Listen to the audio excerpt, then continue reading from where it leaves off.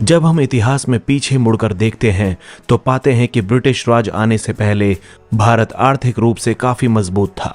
अगर इसे सोने की चिड़िया कहा जाता था तो इसके पीछे एक कारण था। राजे रजवाड़ों से लेकर मुगलों तक के खजाने भरे हुए थे।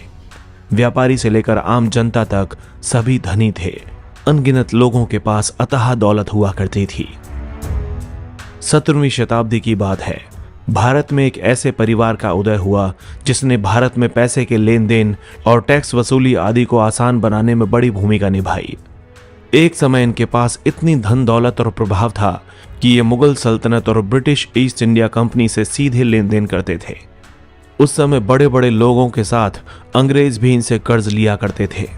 The banker of the world एक उपाधि है जो फतेह चंद को मुगल बादशाह मोहम्मद शाह ने 1723 में दी थी। उसके बाद इस पूरे परिवार को जगत सेठ के नाम से जाना जाने लगा।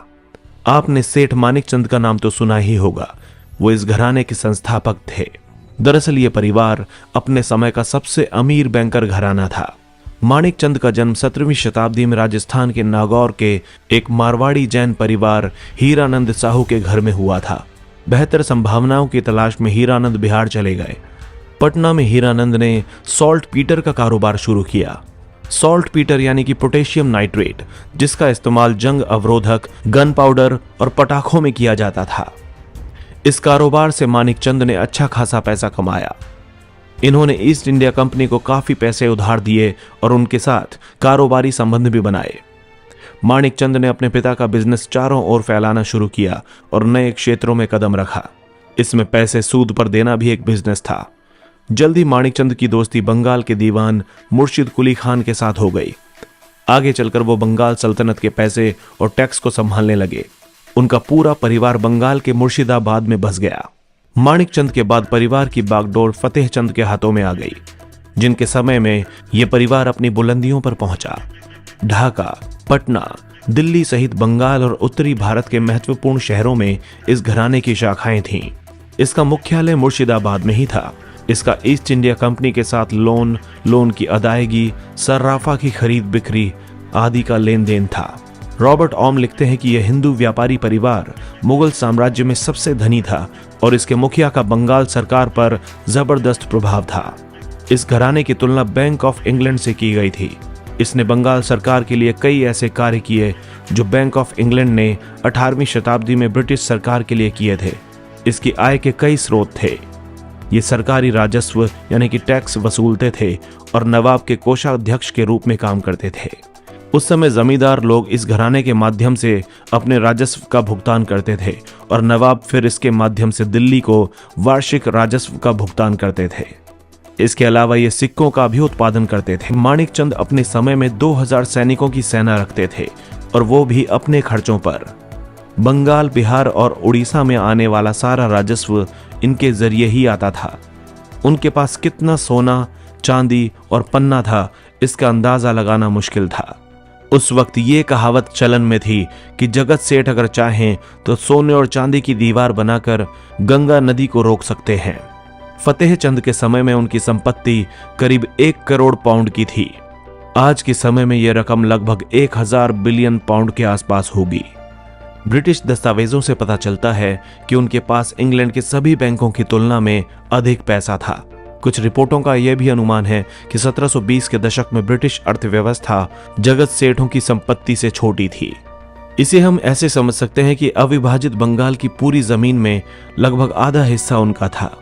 यानी कि आज के असम, बांग्लादेश और पश्चिम बंगाल को मिला लिया जाए तो उनमें से आधे का स्वामित्व उनके पास था। क्या हुआ जगत सेठ घराने का? फतेह चंद के बाद उनके पोते मेहताब राय ने 1744 में घराने की बागडोर संभाली और नए जगत सेठ बन गए। बंगाल में अली वर्दी खान के समय में उनका और उनके चचेरे भाई महाराज स्वरूप चंद का बहुत प्रभाव था। हालांकि अली वर्दी के उत्तराधिकारी सिराजुद्दौला ने उन्हें अलग थलग कर दिया। दरअसल नवाब सिराजुद्दौला ने युद्ध में खर्च के लिए जगत सेठ से 3 करोड़ रुपए की मांग की थी। 1750 में यह रकम काफी बड़ी थी। जब जगत सेठ मेहताब राय ने अपना जवाब ना में दिया तो नवाब ने उन्हें एक झन्नाटेदार थप्पड़ जड़ दिया। जगत सेठ को अपने धन दौलत की सुरक्षा की चिंता होने लगी। बदले में इन्होंने बंगाल के अभिजात वर्ग यानी कि कुछ एरिस्टोक्रेट्स लोगों के साथ मिलकर सिराजुद्दौला के खिलाफ साजिश रची। इनका मकसद था सिराजुद्दौला को नवाब की गद्दी से हटाना। इसके लिए जगत सेठ ने 1757 के प्लासी के युद्ध के दौरान अंग्रेजों की फंडिंग की। प्लासी की लड़ाई में रॉबर्ट क्लाइव की 3000 सैनिकों की टुकड़ी ने नवाब सिराजुद्दौला की 50,000 सैनिकों की सेना को हरा दिया था। प्लासी की लड़ाई में सिराजुद्दौला के मारे जाने के बाद मीर जाफर की नवाबी के दौरान सत्ता में मेहताब राय का दबदबा कायम रहा, लेकिन मीर जफर के उत्तराधिकारी मीर कासिम उन्हें राजद्रोही मानते थे। 1764 में बक्सर की लड़ाई के कुछ समय पहले जगत सेठ मेहताब राय और उनके चचेरे भाई महाराज स्वरूप चंद को मीर कासिम के आदेश पर राजद्रोह के आरोप में पकड़ लिया गया और गोली मार दी गई। कहा जाता है कि जब उन्हें गोली मारी गई तब मेहताब राय दुनिया के सबसे अमीर आदमी थे।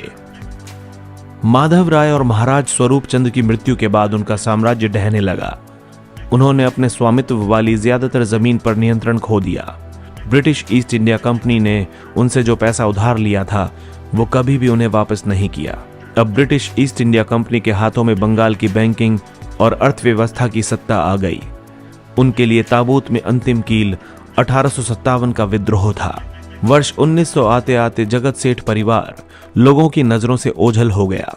मुगलों की तरह आज उनके वंशजों का भी कोई पता नहीं है। बंगाल में प्लासी के युद्ध के बाद जिस ब्रिटिश राज की नींव पड़ी उसे समाप्त होने में अगले 200 साल लग गए।